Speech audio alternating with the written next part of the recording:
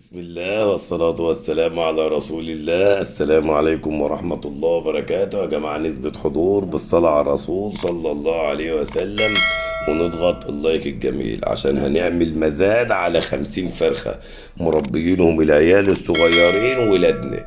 وزي ما انتوا شايفين مطلعين انتاج عمر 30 يوم في الوقت الحالي، برابر حنان وحنية ومتربيين على طريق الأورجانيك 100%، وديوك أبطال بتروح الجيم تلعب حديد وتيجي على السريع. ولسه معانا 5 أيام هنعمل مزاد على 50 فرخة و45 بتوع الأطفال الأول، عشان عندنا 9 و200 معطشين السوق بيهم في الأيام الجاية. وطبعا الفراخ دي مستحمية وللأسف الشديد لسه ما نشفتش من المية.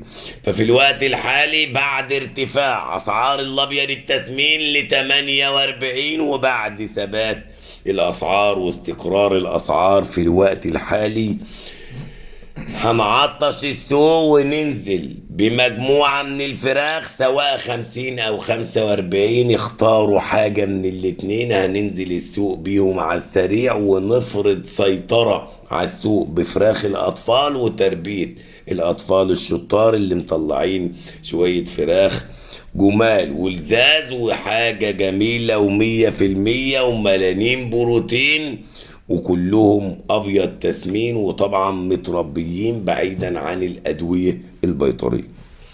عشان تعرف اسعار الدواجن جمله وقطعت، تابعنا يوميا على صفحه بورصه المنصوره للدواجن اداره الحاج عبد المغيث، وعلى قناه رئيس جمهوريه الفراخ على اليوتيوب. بنعمل بثات وفيديوهات وخاربين الدنيا هنا وهناك عشان تكون موجود وعارف الدنيا فيها ايه وراحة فين وجاية منين. تتابعنا يوميا هنا وهناك. بنعمل بث مباشر الساعة 8 بالليل على قناة رئيس جمهورية الفراخ على اليوتيوب. بنقول فيه مؤشر السوق سواء أبيض تسمين أو ساسو تسمين أو كتاكيت أو بيض أو أعلاف، بكل صراحة وبكل وضوح بعيدا عن اللف والدوران.